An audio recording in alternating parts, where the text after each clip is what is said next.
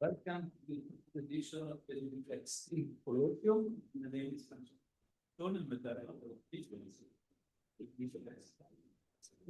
Last year we had a colloquium in the NIThe Cinema. That is under renovation. So until the end of February, we stuck in this like this for a video. We move back to a more central location. So this afternoon, that's Professor Ruan Veldtman, our speaker. Most of you probably know him already. With Sunbeam, but also with the Department of Conservation, Ecology, and Ecology, there's the Stellenbosch group.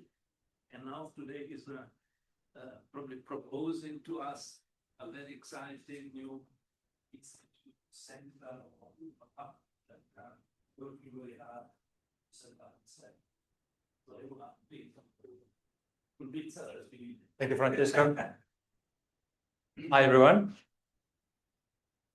Hey, let's start. Yes, so today's talk is going to be essentially about my professional career when I started working on pollination services up till now, and as Francesco mentioned, an exciting new stage as well. Okay, so when we talk about crop pollination, we have to imagine different environments.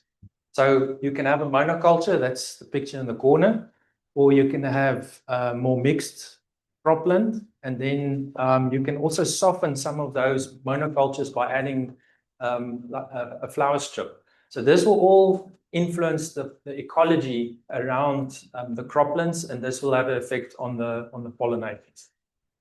But when you think of the concept, basically your wild pollinators live in natural areas right next to the croplands, and then the managed pollinators are brought into farms that are maybe not so close to those natural areas.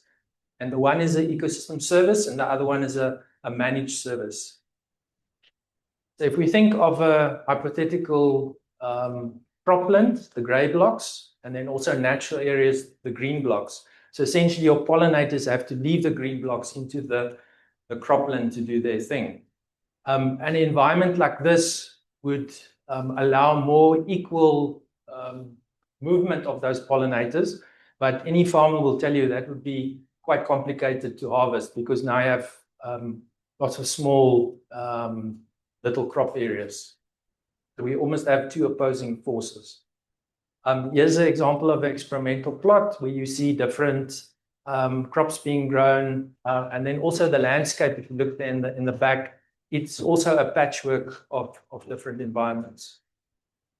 So when we think about this pollination service, we have to think of the movement of those insects and how far they can actually travel. So you will get a stage where, let's say, after about 500 meters, very few pollinators can fly that far, so that part of the crop is not going to be pollinated by wild pollinators.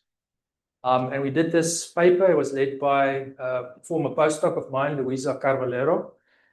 And basically she found that actually quite quickly, the number of visitors and the species diversity of those flower visitors decrease over distance.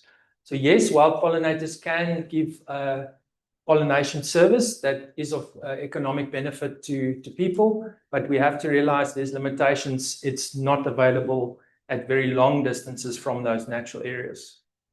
So my work on pollination actually began with the Global Pollination Project, which I was responsible for the South African component, the research. So there you see 7 countries, all with sort of developing economies. And then in South Africa, we selected, or the people who put in the proposal selected 3 crops, which were apples to represent deciduous fruit. We had hybrid onion seed, which more into the Eastern Cape and the Kleinkaroo, and then also the Springbok Flats, the Bella Bella area, where we looked at sunflowers. And each of these crops, so obviously we were limited by how many crops we can look at, but we chose these as well to represent different characteristics. So here's a a diagram or a figure of the cropland in the Bella Bella area, and the yellow blocks are sunflower fields in that particular season. To make it complicated, they don't grow sunflowers in the same spot after each other. They interchange with other crops. And then the green are the natural areas, the remnant areas.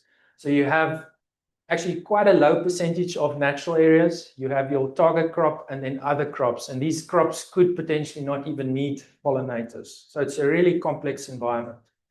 Then if I jump to the hybrid onion seed, then the next stage is to, after the crops are planted and they start flowering, now you want the pollinators to move in. Here's some data on looking at the actual pollinator visitors on those umbels. And you can see the majority in this case was honeybees. So this is a single species making up almost the majority of those visitors. So this was quite an important paper as well. It has more than 50 authors, which just showed some of the reality. So using the pollination service argument won't work for all species. Some species are too rare or specialized that you lose them in the agricultural matrix. And actually to conserve them, you're going to have, you will need special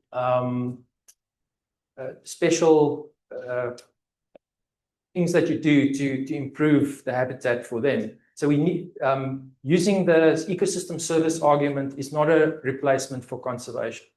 So if we are a farmer and we left with this, we have almost no option, and we can use a beekeeper. And the beekeeper will bring the pollinators to the farm, and it's then the beekeeper's problem to find natural areas for those bees to feed on when they're not busy on the crops. So this is a very basic explanation. So you can think of the beekeeper as the middleman between the crop and the forage resources.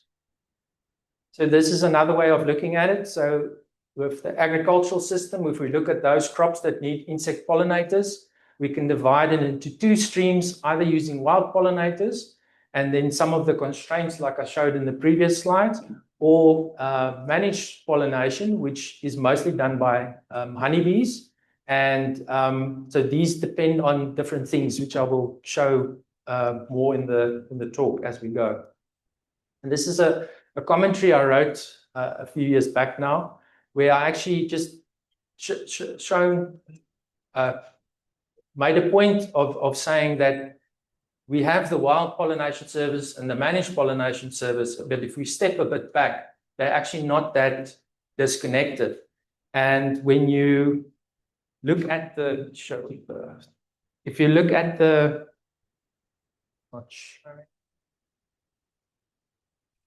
is there a point here? No. Okay, I'll point mine. So we have the crop, we have the two streams, and now we can look at ecosystem services that are associated. So with the wild pollinators flying into the crop, that's our first basic one. Then you also have natural habitat that give a home to wild pollinators. That can be also an ecosystem service. I was just okay, but it's jumped now. Oh, okay, thank you. The top one. All right, thank you.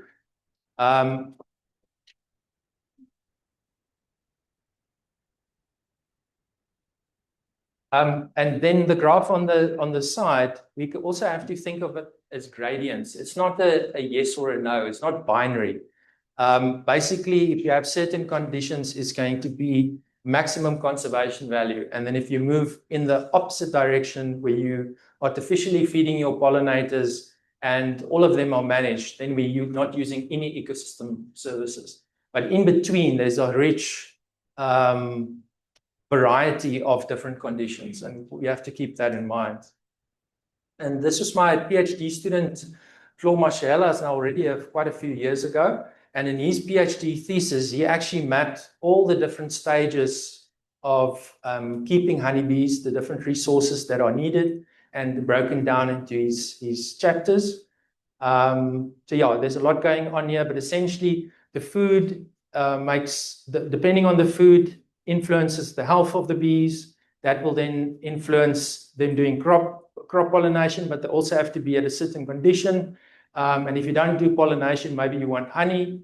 Then there's other factors like theft and vandalism, which also impact on operation. So it's really a complex interaction as well. So for the CLAWS data set, we actually used questionnaires to beekeepers, and we had enough returns to represent 50,000 hives, which sounds a lot, but remember this is for the whole of South Africa, and about half of them was in the Western Cape. And actually you have a problem. This is quite sensitive IP for the beekeeper. If you ask, well, what's good, what do you use? They don't want to tell you because someone else can use it. And there's such a finite supply. There's such a limited supply, they actually don't want to tell you. So a voluntary way to get the data is actually not sufficient. Okay, and then as I've mentioned before, in South Africa, our honeybee is both managed and at the same time wild. So that's also what today's talk is going to be about. I just want to also explain some concepts here. So you'll see on the two sides, we have a managed colony in a bee box or a hive box, and then also a wild colony there in a hollow of an oak tree. And basically, depending what you're doing, these honeybees can voluntarily leave the nest, either the tree trunk or the hive, and become a swarm. And then this swarm moves off. And at the same time, a swarm can also come back in. The beekeeper can put a special box where they actually trap that swarm and then incorporate it in their hive, or the swarm can naturally go and find that tree hollow and carry on as a nest. So basically, what is managed, what is wild? It's all connected. And then what people also don't realize, the beekeepers, yes, the grower only rents them for a certain time. So let's say it's a few weeks, at most maybe a month. For the rest of the time, the beekeepers need to, so you have the pollination season, that's the time of high action. So there's a lot of crops flowering. You get some others at other times, but there's a real peak then. But now beekeepers have to run the gauntlet and use alien plants, weeds, the fynbos, canola, and eucalyptus in the summer again. This is for the Western Cape, but other places in South Africa will also have a forage calendar that the beekeeper uses. And also, what's very important to realize, most of those forage resources aren't owned by the beekeeper. So there's wheeling and dealing or the access to that resource. That's why it's so special. They don't actually own that resource. Okay, then this forage, the important use of forage we had after the Jeff pollination project, the honeybee forage project, and what motivated is the decision makers wanted replacement for the eucalyptus because they're alien.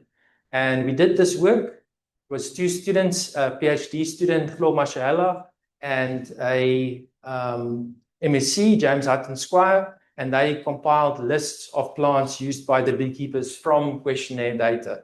And the data clearly showed that eucalyptus made up about 80% of the forage used.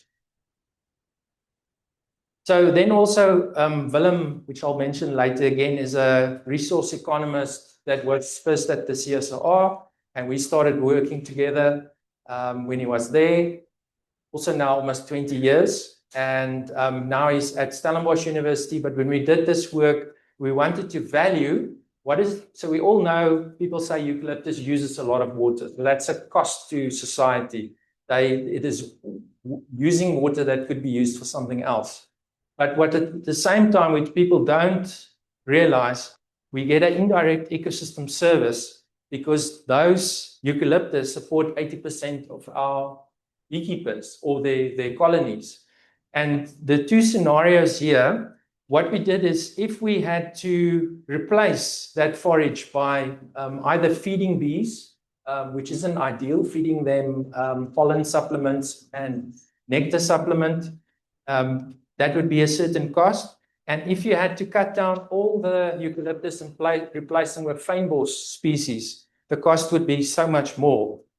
And again, there is no money for this. The precise reason why the eucalyptus are being used is because it's a free service. So the trees belong to someone, but the beekeepers use that, almost the interest from the investment there. Okay, so yeah, I just want to highlight some counterintuitive conclusions. That's why it's in red. So what's not always clearly stated is that if you value pollination services, you must divide it into a wild and a managed component. And this is because they depend on different natural capital. So for the wild pollination, I showed you that habitat right next to the cropland. When we look at the beekeepers who bring in hives, they may depend on natural capital that's quite far from the actual crop where it's being used. And in certain situations, that managed pollination is a more efficient use of the actual crop space, and it makes it easier for the farmer to manage that rather than having that very complex checkerboard I showed. Yeah, and then in commercial agriculture, why it's often substituted the wild pollinators is that there's a thing like opportunity cost.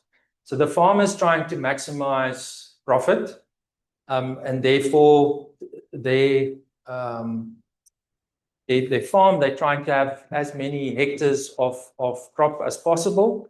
But in doing so, they are passing on that burden to somewhere else, because now someone else has to support the honeybees that actually pollinate their crops.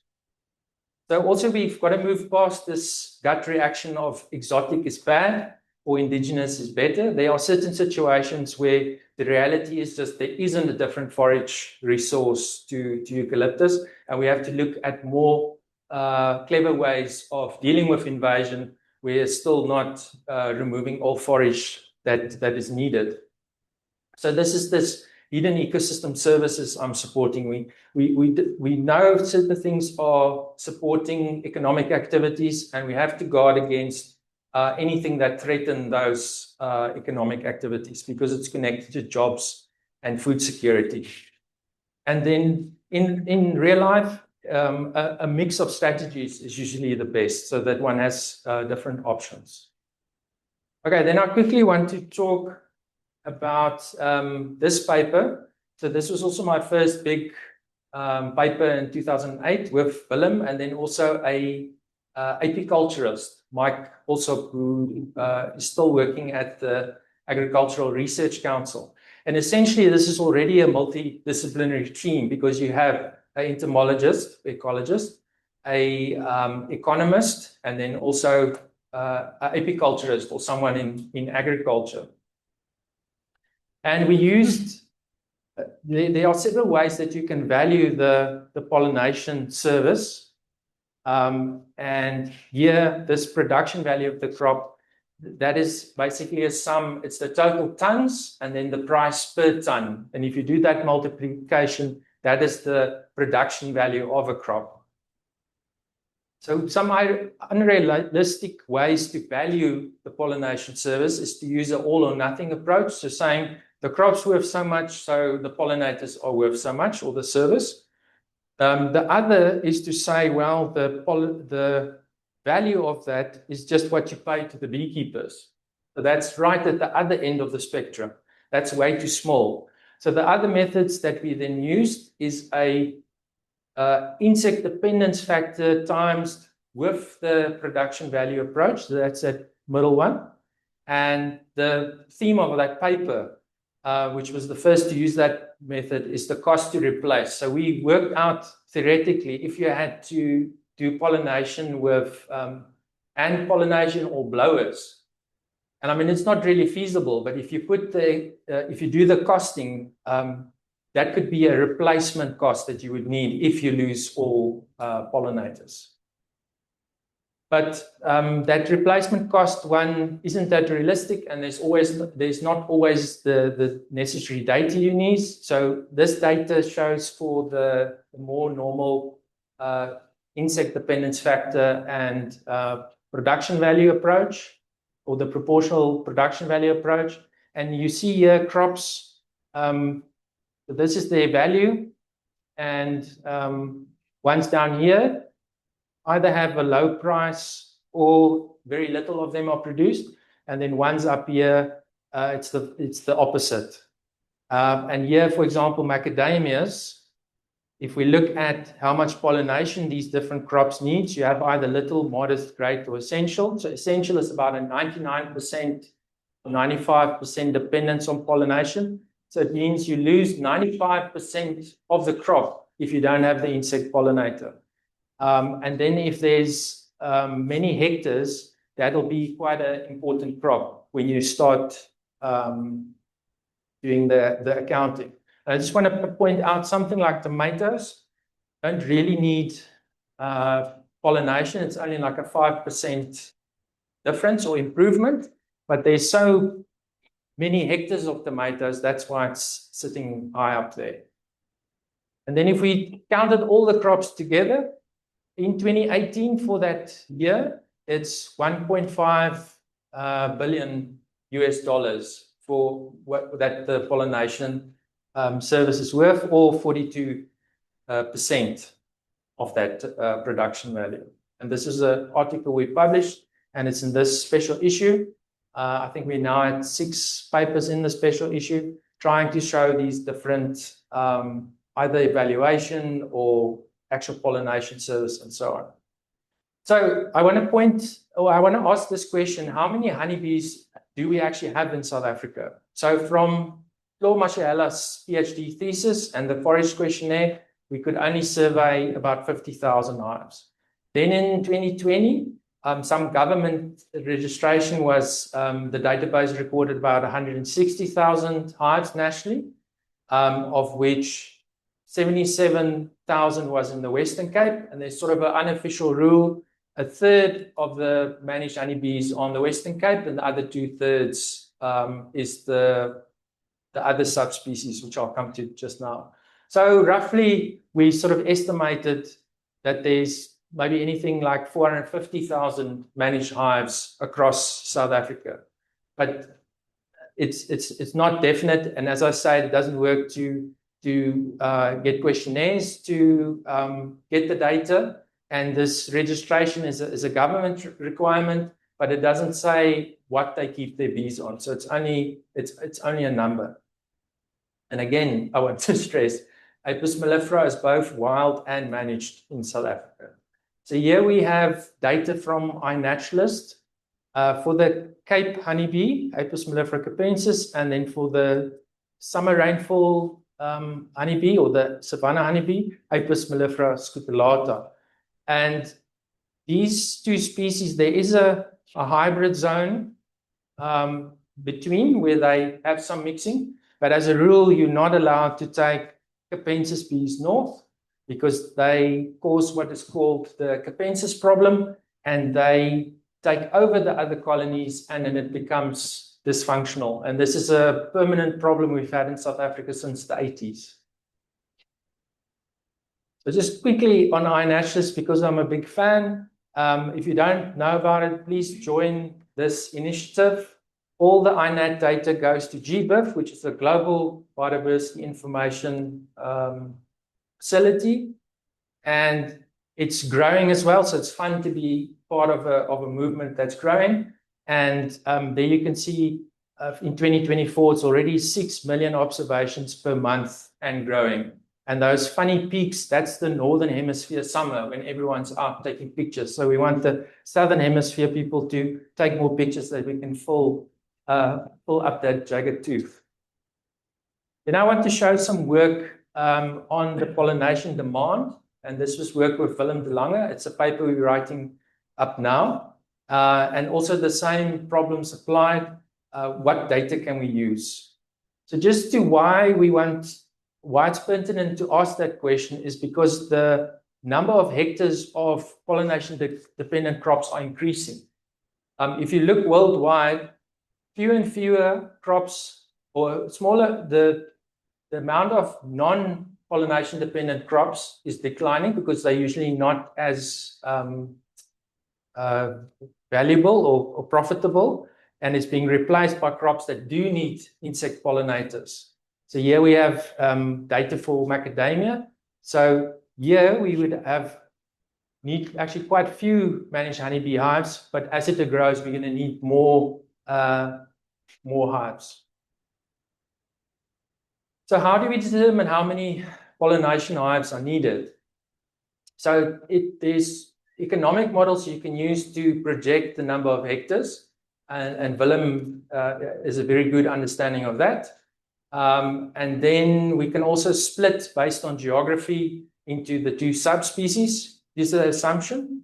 And then another big assumption is we multiply the hectares of a crop by the recommended hive stocking density. So something like apples usually takes 2 managed honeybee hives in a pollination season, which means you multiply all the hectares of apple times 2, and that will tell you how many hive pollination units you need.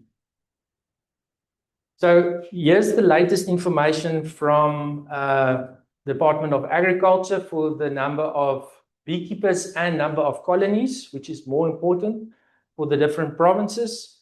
And we see now the total is well in excess of 450,000, which we originally sort of estimated.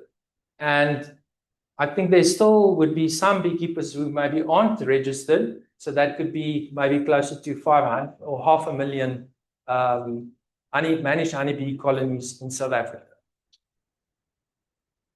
So then for to do the demand projection, we use the different crops. We use their pollination dependence. So that's that little moderate grade essential. The hectares in 2024, so that would be measured, and then a projection for 2031. And then you just look at how many hectares in which part of the country, and then you can make some. And here we have for the Capensis zone, all the crops being grown, and the pie chart shows which crops take more honeybees. And you can do the same for the summer rainfall part where Scutellata is used for pollination.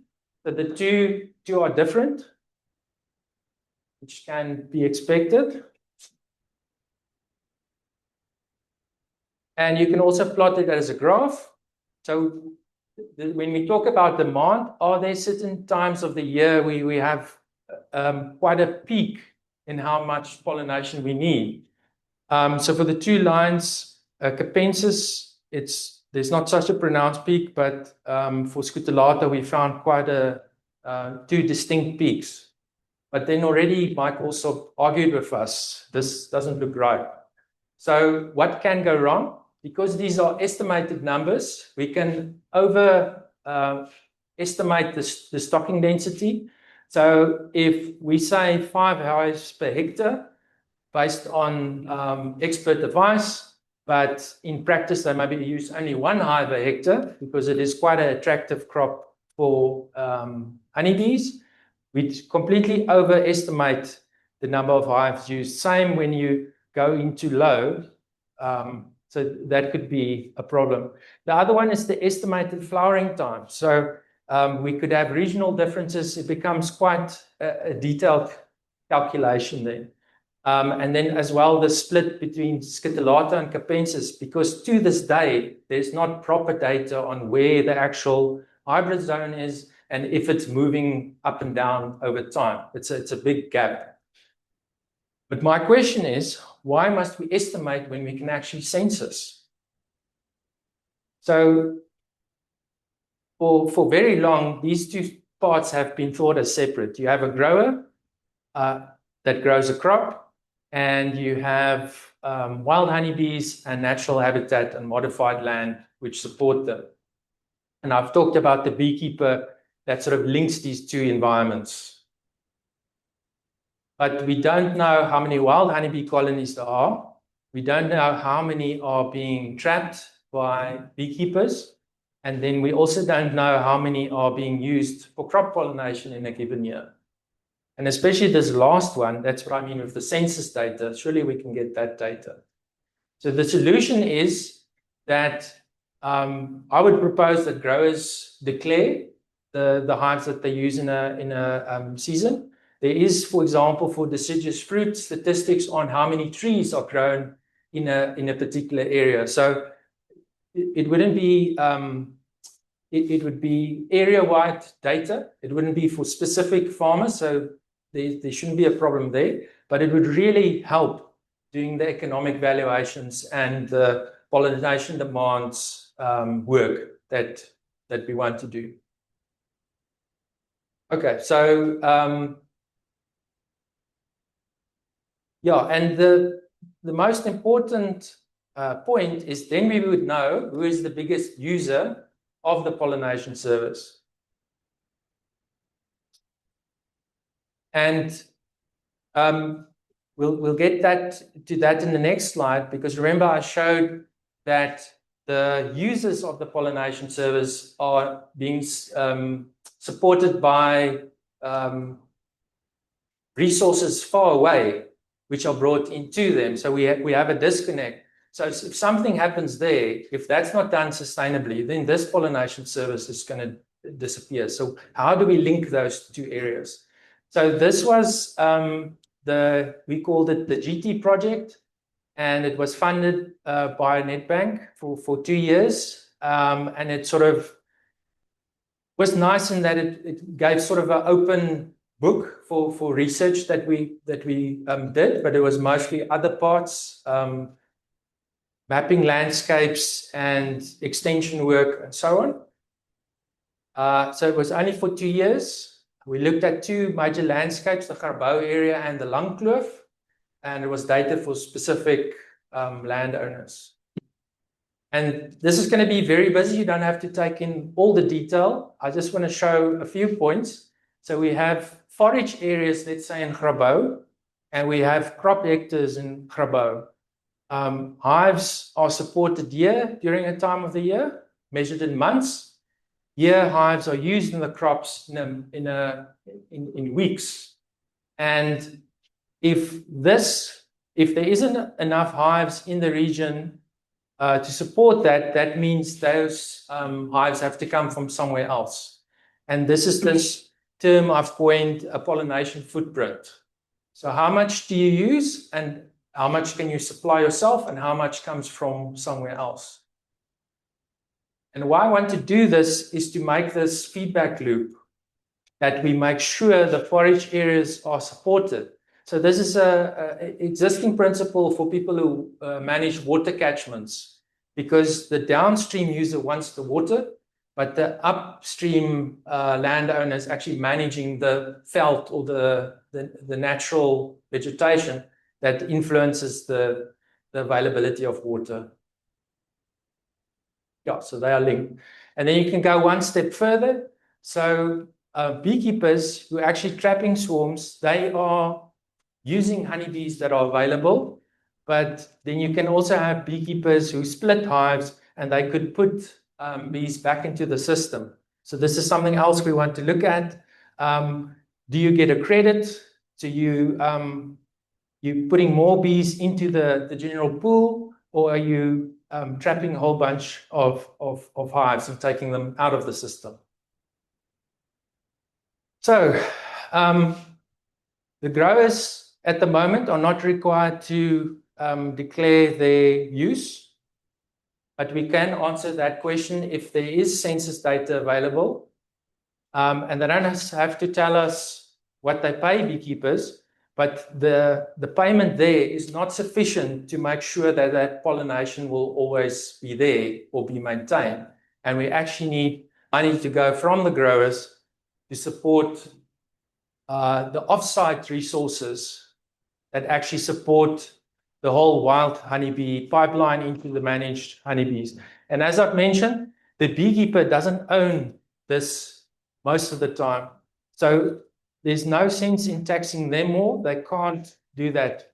But these are the there's the biggest multiplier effect here. So the growers are benefiting a lot from the pollination service, and then we need some investment back to make sure that pollination service, not just for that group of growers, but for the whole of South Africa, needs to be maintained. Okay, so now I just want to show, we're doing for time, fine. Some more work during this time. So this is Dr. Pamela Chungu from Kenya. She did a PhD with me, and she was based at ICP, and she did some really cool work using remote sensing to map honeybee habitats in Kenya. So basically, you use different imagery. This field has moved on quite a bit, so lots of different layers. You have algorithms to pull the layers together, and then you can map it based on the different types of landscape. And then also you can take a step further to actually work out the quality or the amount of fragmentation. So she had some sites that had quite a lot of intact forest, whereas others were quite fragmented. And again, you can look at certain indices. So this is a way of quantifying those resources that support the honeybees. And what I want to highlight is that a multidisciplinary approach to approach something like how do we make pollination sustainable or crop pollination. It's good to have various fields working together with a goal of or for a specific research question, because all of it can interlink and you get a more complete picture. And those sort of hidden feedback loops are then less likely to be missed. So now I want to go one step further, and this is proposed that something like the Bee Research Hub could look at multiple facets linked to sustainable pollination services, like forage provision, crop pollination demand, carrying capacity, the impacts of, let's say, the eucalyptus on environments, and maybe honeybees on natural pollinators, on other wild pollinators. And then also, how do we convince people that the payment for ecosystem services is the way to go? I'm just in the next part of the talk going to show 5 different topics or projects that's running, which are now sort of linked to the Bee Research Hub. The first is the Western Cape Honeybee Forage Committee. And basically, the committee is charged with increasing the amount of forage available to the honeybees in the Western Cape. And you can get, for example, from cover crops in vineyards, cover crops in deciduous fruit, natural plant species, and then also from eucalyptus. And there's not necessarily one that is important. It will also change from different circumstances, but it's important to keep track that we don't have some new chemical being used here, which then you lose that cover crop, or you start mowing in the deciduous fruit orchards and then you lose that cover crop. So Kirsty Kuhn is currently working for Sky Vines, and she is going to do a MSc. And we've talked a long time about this sort of pollination footprint and forage calculation. So linking the actual agricultural pollination and the forage use in a single project.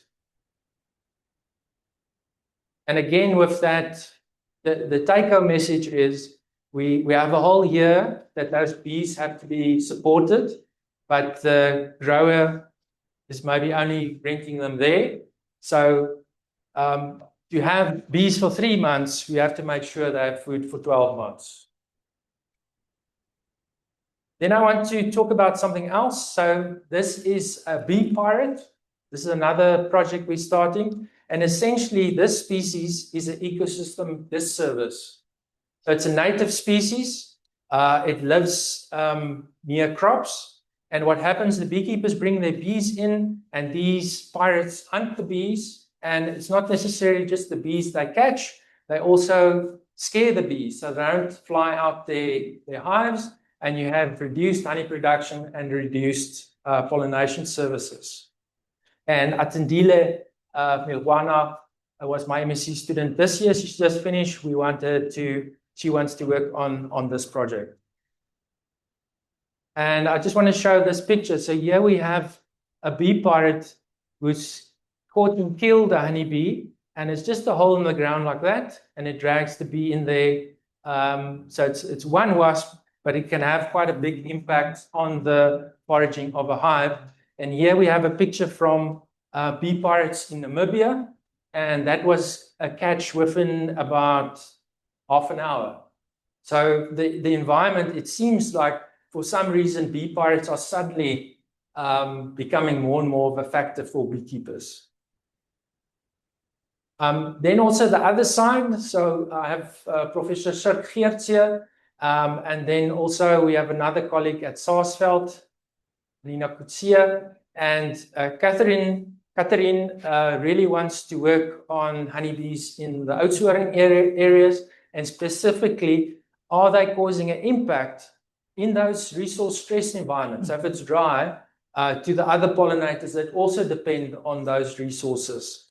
And many of these studies, or there's a few of these studies, but they are usually in higher rainfall areas. So the crux here is the drier areas, so the more resource limited areas.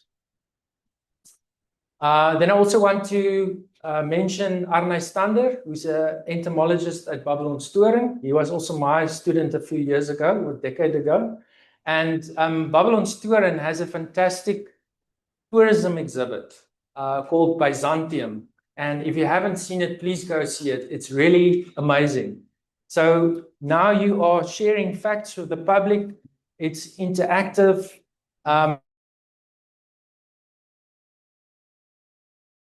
honeybees, there's also lots of information on other pollinators. So while you're educating the public, they start to become more infused about pollinators. And then hopefully one thing they can, for example, do is post observations on iNaturalist. And then some of that data can come back again. Okay, so this is a really busy figure. It's still hypothetical. So this would be the Bee Research Hub. We'd have government departments at the top, and there'd be traditional institutes there, SANBI and the ARC. We'd also have universities, government departments, and then also beekeepers associations, provincial ones, and national one, SABIO. But we also have other types of bodies, either farms or NGOs, that all need questions answered about pollination services. Either whether the honeybees are having an impact on natural resources. There's some bee pirate eating my bees, so I don't get good onion pollination, and so on. And at the moment still, there's no central hub for this type of work. And if things are connected to the hub, it's economy of scale. So if you have a good funding stream for the kind of work, and the funders like that project, you can again introduce them to something else that's linked or synergistic. So in a sense, that is what I foresee for the Bee Research Hub. It still needs to get a home, but it just groups together all the other initiatives that are already done and synthesize it into one initiative. Now, I would just like to thank various colleagues over the years, and then for DFFE. Thank you. Take the questions.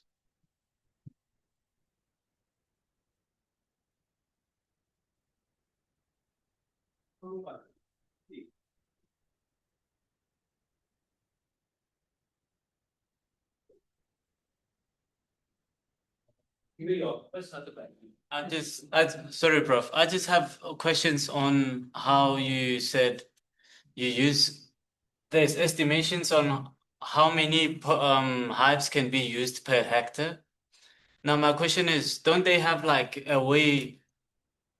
This question, don't they have like a way whereby they check whereby they like use a GIS software to check how many, like for instance, if a hive has 20,000 and you put it in a hectare, It has like a projected range it can travel to. Nothing like that. Nothing like No, that. it'll probably come in the future, maybe quite quickly. To do sort of spatially explicit pollination service mapping, but no, a lot of it is, oh, I know that advisor and he said 2 hives a hectare, so that's what I do. You can also stock more because you can rather have too much as too little, but now you're causing unnecessary competition for someone else who also wants those same honeybees. So it's a complex system. Someone's told me, no, I sound like a socialist. It's capitalist farming, but we need a social conscience to make sure the environment is managed properly. That makes sense.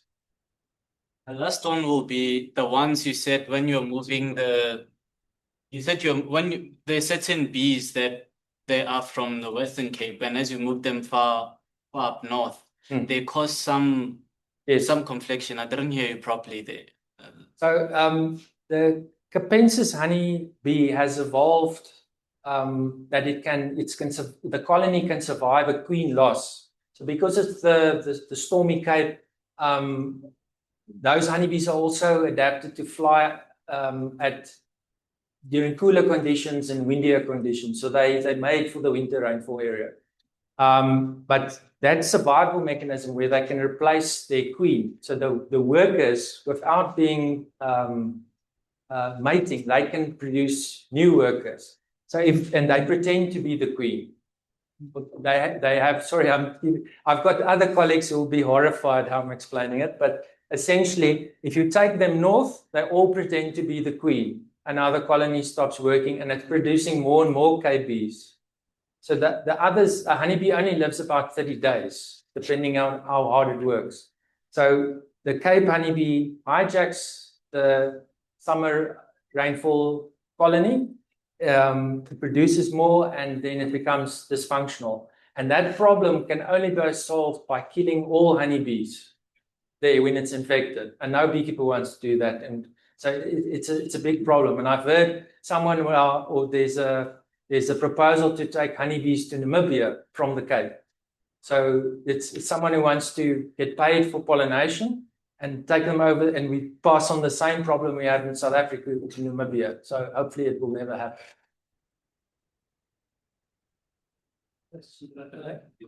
Could it be of interest to, because it's something I didn't see in your slides, but maybe this is something well known. Could it be of interest to look at kind of map out the regions where bees are grouping together, and to study the dynamics of movement? Do they ever move from one colony to another? So that is also a zoomed out picture. Is it something of interest in your field? It would definitely be of interest. So if we can better map, so number one, we can't even estimate. There are estimations, but it could be out by an order of magnitude. I think the prediction is 10 million wild colonies. And now we've heard it's about 500,000 managed ones. So if that is the case, wasting wild swarms wouldn't have a big effect.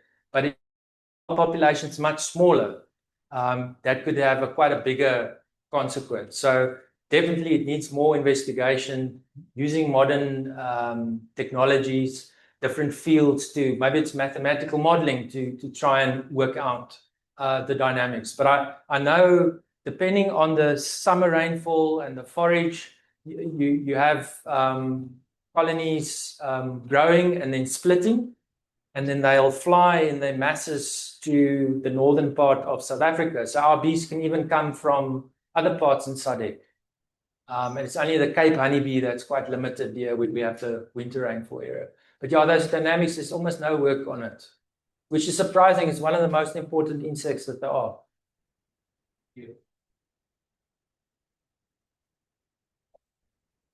Yeah, please. Thanks. Thanks for the talk. That was super interesting. And forgive me if you did touch on this in your slides. I was just interested in the balance between this managed pollination and the natural wild pollination. Do you have an idea about what that ratio is across South Africa? And I presume it varies by place, right? But yes, it varies by crop. and region. But basically, the crops we picked for that jet pollination project, quite normal ones like apples, sunflowers, those type of things. With the farms, there's very little natural vegetation. The scale of planting is a monoculture, and in those cases, there are wild pollinators and more. You can put in a flower strip and you can improve the wild pollinators there. So I'm not saying just forget about the wild pollinators, but it is idealistic to think wild pollination services will pollinate all our crops. And if you think about it, if you go farm in a nature reserve, then you'll have perfect pollination services from the wild pollinators, but you shouldn't do that. Say what I mean. Oh, thanks, Ruan, for a nice presentation. You touched on eucalypts. You all know the conundrum there. The listing on the NEMBA is quite sort of complicated. We're trying to simplify that, and that's in the process. So my question is just, have you provided input on that? And you familiar with that? Do you know about that? I was involved when we did the actual workshop. There was a bit, but no, not on the listing specifically. Perfect. For sure, doing a risk analysis species for species is important for the eucalyptus, but I think also there's a gut reaction of, oh, they use a lot of water. The gut reaction should also be then, but it also gives a lot of bee food. So till we have a replacement, or if you cut down the gums, it must be done sequentially, and you must have forage that comes into bearing. Otherwise, we can have just a shortage. No, so those risk analysis need to be balanced. That's why it's good to get input. But I'll Yeah. talk to you about that. And if Okay. I may, just another question. I'm not an economist, but you mentioned someone said you're more of or accused of being socialist with us. You said growers need to invest, but it's a demand and supply, right? So isn't the price of pollination unit just goes up if there's less forage? And doesn't that sort of regulate things? This question probably shows my ignorance in this. No, it's a perfectly. Yeah. So because bees don't sit on the shelf, you can't go in a shop, get the bees and use them. So that for me, that's that scenario. Because they have to be maintained for the rest of the year, it's not a disposable product. It's too simplistic to then say the market will sort it out. When I started working with Willem, he nearly had a fit. And I said, no, it's not that how it works. So it's perspectives, but it's also, there's a balance in all of it. I think there might be questions from the online audience. Should we give them the right to ask that? Give them the right. It's Beasley. You can ask them to speak.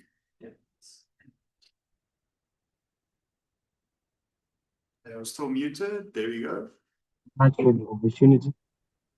My question is on the methods used for valuation of the economic benefits of these.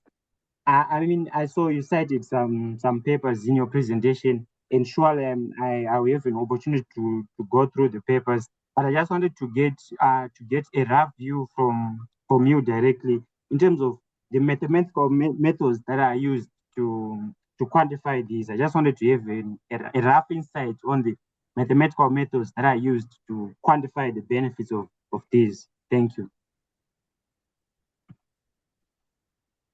Okay, so there are particular methods. So you plug in the different agronomical data, and then it's a simple economic calculation. So you can see that the production value approach is used it's probably the most used in the world. There was also a IPBES pollination report where there was a whole chapter on valuation of pollination services.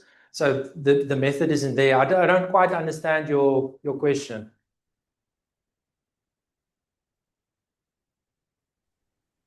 Okay, maybe I'll come again. Okay. There was a part. there was a part where it was mentioned that there's the need to.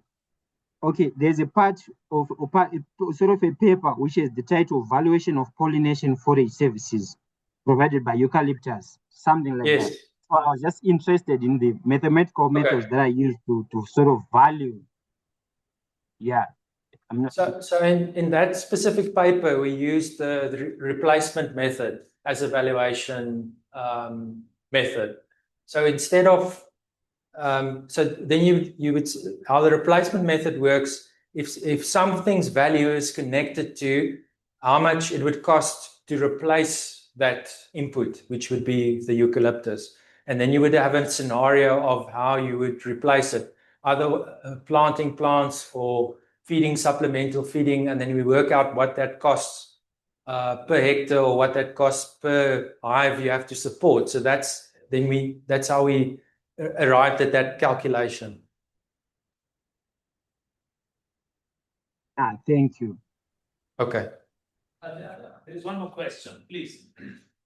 Let's do a few online and then we come back. Online question from Michael Rampedi. He says, thanks for the fascinating work. Is there a risk of artificial bee pollination to drive out any remaining natural pollinators by outcompeting them? Is it possible to promote pollinator diversity? Definitely it's possible to promote pollination diversity. And as I showed, that one paper was about conservation is still needed. Everything doesn't have to provide a service to keep it. In the species, there'll be a few. So the honeybee is an extreme example where it's also been domesticated. But there are other bee species which would give the bulk of that pollination service. And the really rare ones or the specialized ones, they're not really going to contribute, but it doesn't mean that they shouldn't be conserved and that diversity is not important. And what could also be, maybe you change the crop later and now you've lost that specialized pollinator. And then artificial pollination, does the person mean mechanically blowing the pollen? It's not little robo bees, right?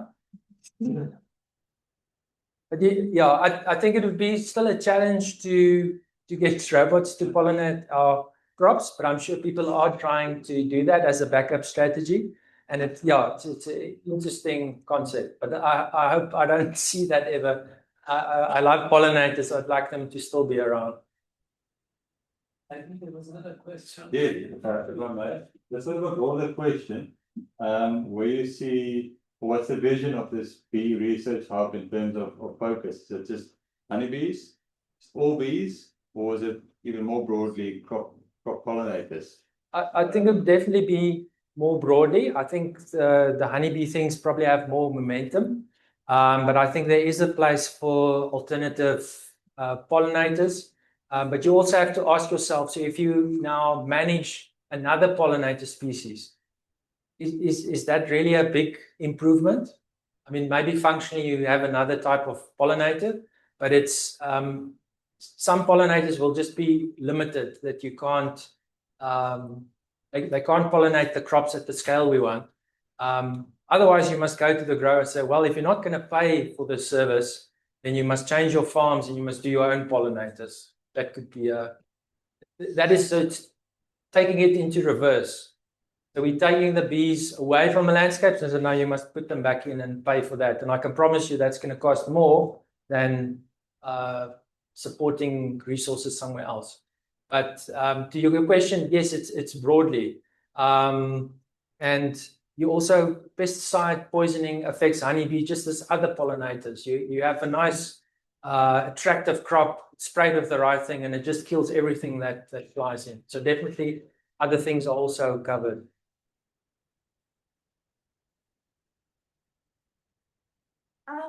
So you said about 80% of forage used for bees is eucalyptus.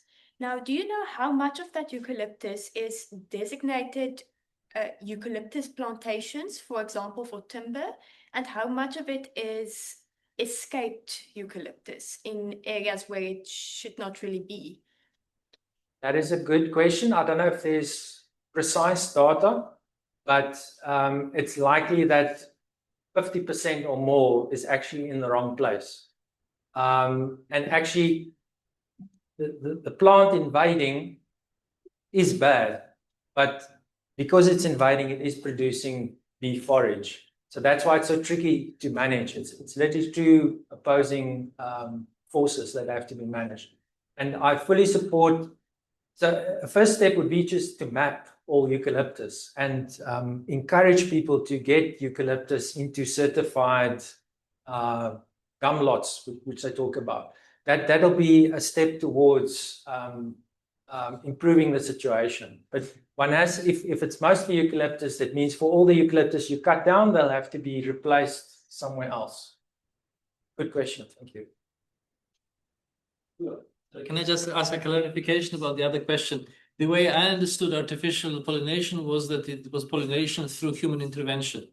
So then I have the question whether there is human intervention in this and whether this is there is a danger that it will negatively impact on natural pollination processes. Say that last sentence, please. If there is a danger, whether it will negatively impact on natural pollination processes. The ones that are from human intervention. Look, I guess when you use that artificial pollination, it would be these real monoculture areas. So maybe the vegetation just outside could be impacted. So maybe you say no blower use on the margin, same as you do for pesticides. You don't want pesticides being blown and going to the environment next door. Interesting question, but I think we're still a way off from artificial pollination. It still costs too much and it's too ineffective. No, what I mean is whether the pollination that currently takes place is through human intervention or whether it's something that naturally happens. Sorry about my No, it's insects that do it. Right. But the insects can either be brought in by people or it's the insects who live there.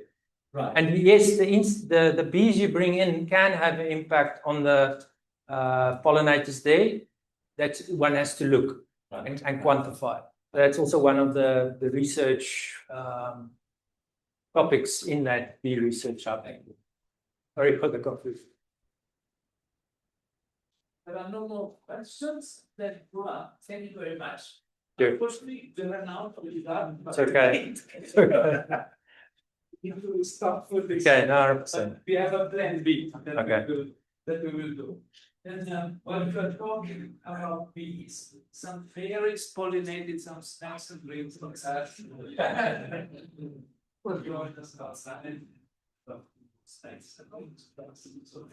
Thank you very much.